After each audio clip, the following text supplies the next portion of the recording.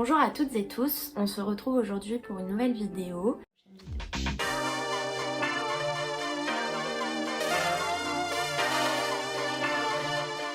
Après un long moment d'inactivité, j'avoue que j'avais pas trop de motivation et pas trop d'inspiration, donc j'avais besoin d'un moment long du coup où je me pose et où je réfléchis à ce que j'avais envie de proposer sur cette plateforme parce que j'avais envie d'y trouver un sens et de me sentir utile.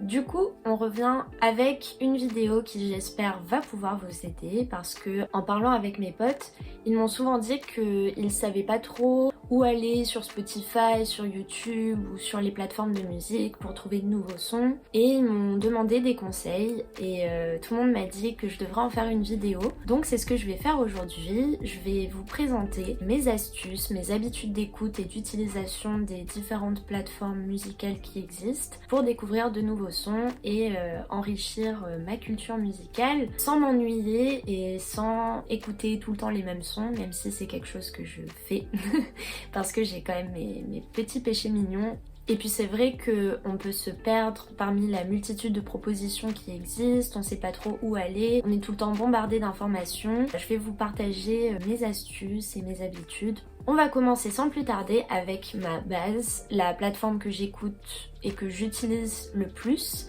qui est Spotify. J'ai longtemps utilisé Deezer parce que c'était dans mon abonnement téléphonique. J'ai choisi de m'abonner à Spotify parce que je trouve que ça reste la plateforme qui est la plus fiable, dont l'algorithme marche le mieux, même s'il a ses défauts dont je vous parlerai un petit peu plus tard.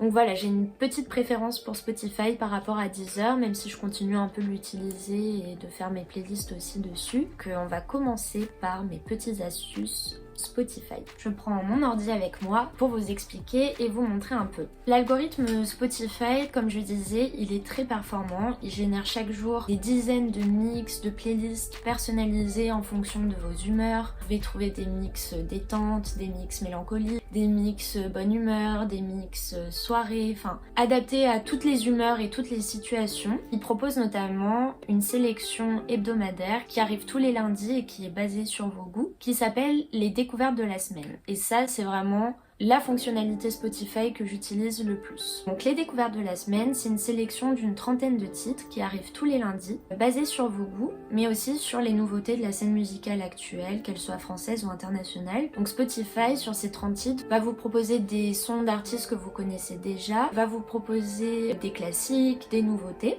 Donc chaque semaine, j'écoute cette sélection d'une trentaine de titres. On peut notifier d'ailleurs les morceaux qu'on aime et ceux qu'on n'aime pas. Comme ça, l'algorithme peut se perfectionner. Et quand j'aime un titre tout particulièrement, je fais 4 choses. Tout d'abord, je vais sur le profil de l'artiste, sa page Spotify, et j'écoute les chansons qui sont mises en avant. Il y en a généralement 5. Du coup, je les écoute pour voir si le reste de ses productions me plaît. Ce que j'aime bien faire, c'est écouter l'album dont est extrait le titre qui m'a particulièrement marqué. Ensuite, ce que j'aime bien faire, c'est regarder sur quel label de musique, quelle maison de disques est sorti l'album. On peut le voir tout à la fin de l'album, il y a une petite mention avec marqué le nom du label. Donc là, ce que j'aime bien faire, c'est ensuite taper le nom du label sur la barre de recherche Spotify pour voir s'il n'y a pas un profil qui lui est associé ou une playlist, parce que parfois les gens aiment bien regrouper tous les albums qui ont été produits par un label et en faire une playlist.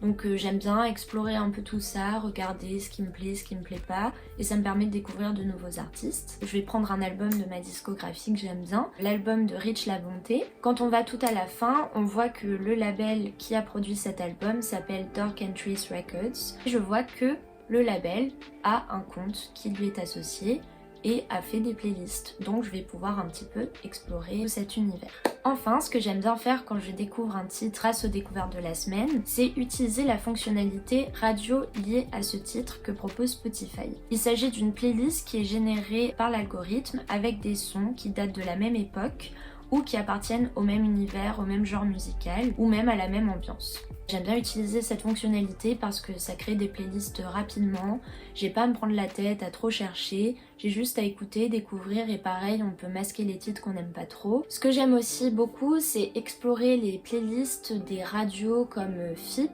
comme Radio Nova, comme France Musique, France Inter ou aussi le média Trax Magazine qui ont toujours des super sélections et qui utilisent souvent les plateformes de streaming pour étendre leur public et inciter les gens à écouter la radio. Après, ce qui reste quand même le plus efficace, c'est de directement écouter la radio en question sur leur site ou sur leur station. Nova fait des sélections très régulièrement. France Inter est un peu moins actif, mais voilà, il y a souvent des playlists qui retracent la programmation du mois, la programmation du jour, et c'est assez pratique. Et ça permet parfois même de découvrir des genres musicaux ou des titres qu'on n'aurait pas du tout imaginé aimer. Par exemple, moi j'adore le jazz, mais je l'écoute pas tellement. Du coup, j'aime bien aller sur FIP Jazz et écouter des morceaux de jazz parce que c'est un genre qui est tellement vaste et tellement riche que parfois on sait pas trop par où commencer. Du coup, j'aime bien écouter les sélections directement produites par FIP parce qu'elles sont souvent très pointues et très accessibles en même temps. Pour finir sur Spotify, même si je vais quand même un peu critiquer cette plateforme parce que pour moi, même si elle a énormément de qualité et qu'elle est très efficace, je trouve quand même que l'algorithme a beaucoup de défauts parce que on se sent rapidement enfermé dans ses goûts musicaux. Je m'explique, c'est que quand je me suis inscrite sur Spotify, c'était il y a 2 ans, l'algorithme fonctionnait extrêmement bien, j'ai pu découvrir énormément d'artistes, d'albums, etc. C'était génial. Mais maintenant, je l'utilise tout le temps, très régulièrement. Je me sens un peu prisonnière en fait de mes goûts parce que Spotify cherche absolument à nous satisfaire, mais du coup c'est vrai que pour étendre un peu son univers et éduquer son oreille à de nouvelles sonorités, à de nouveaux univers, ça devient de plus en plus compliqué. Je trouve que c'est bien comme base Spotify parce que ça donne souvent les classiques ou ça suit beaucoup les actualités, donc c'est vrai que c'est très efficace. Mais à la fois pour moi c'est pas suffisant. Donc j'ai recours à d'autres plateformes pour étendre un peu ma culture musicale. Par exemple, j'aime beaucoup utiliser de plus en plus Bandcamp, qui est une interface qui n'est pas très connue du grand public, qui est très utilisée dans les scènes alternatives parce que c'est principalement la plateforme des labels indépendants de musique. Ce que j'aime bien avec Bandcamp, c'est que c'est une plateforme qui est vraiment faite pour les labels et aussi pour les artistes, mais les labels peuvent vraiment avoir une page qui leur est dédiée, une interface de vente et un endroit où recenser en fait toute leur discographie et tous les albums qu'ils ont produits, toutes leurs sorties. Donc ça, je trouve ça super parce que je trouve ça dommage en fait que les labels soient si peu représentés par exemple sur Spotify parce que c'est quand même, s'il n'y avait pas de label, les albums ne seraient pas produit ou peu. Les labels jouent un rôle hyper important dans la production musicale, c'est la base. Et voilà, je trouve que c'est bien que Bandcamp mette en valeur et en avant ce genre d'activité. Du coup, pour trouver des labels nouveaux ou checker la discographie d'un label que je connais mais vaguement, une fois que j'ai regardé sur Spotify par exemple le label dans lequel était produit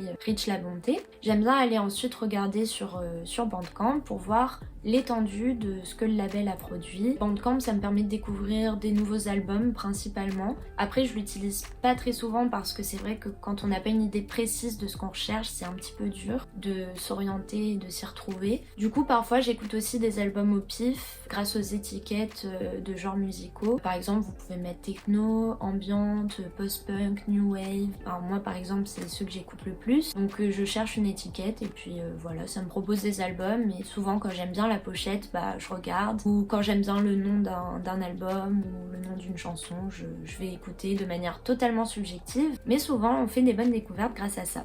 Ensuite, et je pense que ce sera le dernier point, j'ai pas envie de trop m'étaler parce que je trouve que c'est un peu à chacun de faire son expérience dans l'univers et l'océan qui est la musique actuelle. Ce que j'aime bien faire en dernier, c'est aller sur les web radios parce qu'elles proposent souvent, comme Bandcamp en fait, un contenu qui est un peu plus alternatif parce qu'en fait souvent ce sont des producteurs de labels, des artistes et ils choisissent eux-mêmes leur propre sélection qu'ils passent tous les mois, toutes les semaines, tous les 3 mois, tous les 6 mois et ce sont souvent des sélections d'1 heure, 2 heures, 3 heures, sans pub. Il y a aussi parfois des podcasts, des interviews, des articles écrits, enfin c'est très vaste, c'est uniquement porté sur la musique et c'est indépendant de la scène musicale actuelle. Le choix en fait est entièrement libre à la personne qui est invitée dans l'émission. Et ça, je trouve ça super bien parce que il y a aucune influence en fait de la part du monde extérieur, de la part d'un programmateur. Enfin, c'est vraiment libre à la créativité et aux envies de chacun et chacune. Donc voilà, moi j'aime beaucoup regarder les web radios. J'ai 3 web radios à vous conseiller qui sont Kiosque Radio. Il y a Nudes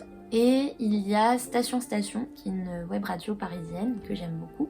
Voilà, ce sont des web radios qui ont pour la plupart une très grande grille d'émissions avec des univers extrêmement différents. Du coup ça permet de découvrir même parfois des univers un peu plus perchés. Je trouve que c'est bien pour sortir un peu de sa zone de confort, d'éduquer en fait son oreille à de nouvelles sonorités. Donc voilà, je pense que c'est tout pour mes trucs et astuces pour découvrir de nouvelles chansons et de nouveaux univers musicaux. Je viens de penser que ce serait peut-être intéressant que je vous montre un peu comment j'organise mes playlists, etc. en fonction de thèmes ou en fonction de genre, parce que ça permet aussi de s'y retrouver dans la multitude des sons qu'on découvre. Donc on va commencer tout de suite. Quand je vais sur Spotify sur mon ordi, j'aime bien tout organiser. Du coup, sur le côté gauche, j'aime bien faire des petits dossiers. Donc pour créer un dossier, c'est très simple. Vous faites clic droit, vous allez tout en bas et vous cliquez sur créer un dossier. Voilà, ensuite vous refaites clic droit. Vous pouvez renommer, créer une playlist, créer un dossier, supprimer. Voilà. Du coup, moi, j'en ai fait plusieurs. J'ai fait les playlists qui m'appartiennent qu'à moi, que je mets en privé souvent. Là, ce sont tous les mix à deux que j'ai pu faire avec mes amis. Là, c'est toutes les playlists que j'ai regroupées sur mon profil qui sont publiques en fonction des thèmes. Du coup, par exemple, j'ai fait une playlist qui s'appelle Enfonce-toi dans la ville. Et c'est tous les sons que j'aime bien écouter quand je prends le métro, par exemple. Ensuite, j'ai fait une playlist plus post-punk, new, cold wave. Voilà, j'ai une playlist mêle ambiance pour l'apéro, une playlist on se motive pour me motiver, logique. Une playlist psychédélique que vous pouvez retrouver sur mon profil Instagram d'ailleurs. J'ai fait une playlist sur Leonard Cohen et Nick Cave, une playlist un peu plus électro-techno, une playlist rock, une playlist spécialisée dans le post-punk russe parce que j'aime beaucoup ça. Ensuite, j'ai des playlists plutôt par mood que j'ai mis dans le thème. J'ai une playlist Le Retour des Beaux Jours, une playlist française, une playlist R&B, une playlist pop, une playlist pour la fête, une playlist pour la mélancolie. J'ai les playlists que j'aime bien, qui ont été faites par d'autres gens. Par exemple, là, j'ai la playlist des Transmusicales 2021, qui est un super festival à Rennes. J'ai une BO des Magnétiques. Je prends un peu tout ce qu'il y a quand j'explore, je conserve et je mets tout dans mon petit dossier. J'ai fait un dossier avec toutes les playlists que j'aime bien des gens que je connais. J'ai fait un dossier avec les playlists que j'aime bien écouter pour me détendre. Donc là par exemple, comme je disais, il y a du jazz, il y a de la musique classique. Ça c'est les playlists que j'ai fait pour les gens. Ça c'est les mois passés, je les mets tous ici. Et ça c'est les playlists de mes vidéos YouTube pour qu'ensuite vous puissiez les retrouver. Donc du coup quand on va sur mon profil, après quand je vais dans playlist publique, j'ai toutes les playlists que j'ai faites et générées et voilà, ça me permet de m'y retrouver et je le fais de moins en moins mais quand j'écoute une nouvelle chanson, j'essaie directement de me dire ok ça me fait penser à quoi, dans quelle playlist ça irait bien, à quel genre j'estime que ça appartient. J'ajoute à la playlist comme ça je suis sûre que ça rentre dans le mood etc et ça me permet un peu d'organiser parce qu'après c'est vrai que si on va dans titres likés, j'ai plus de 3000 titres, c'est un peu compliqué parfois de mettre juste en aléatoire et d'écouter parce que c'est très éclectique donc c'est parfois un peu bordélique quoi. Enfin ce qui est cool aussi avec Spotify c'est que maintenant, et je crois qu'il le faisait pas avant, il sélectionne les albums en fonction de vos goûts aussi donc si parfois vous avez pas envie d'écouter une playlist mais d'écouter des albums que vous avez oubliés ou qui vous plaisent, dont vous avez seulement liké un titre sans avoir pris le temps d'écouter, par exemple voilà ça c'est les albums qui sont sélectionnés pour moi.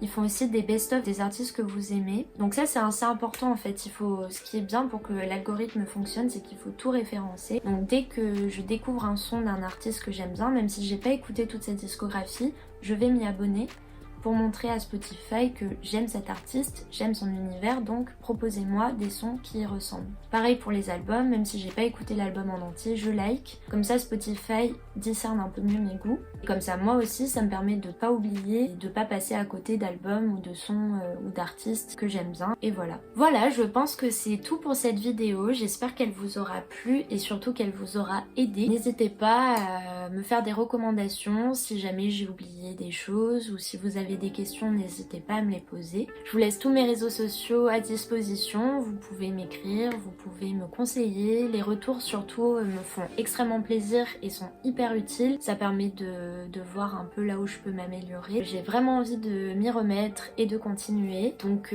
on se retrouve le plus vite possible avec une nouvelle vidéo. Salut!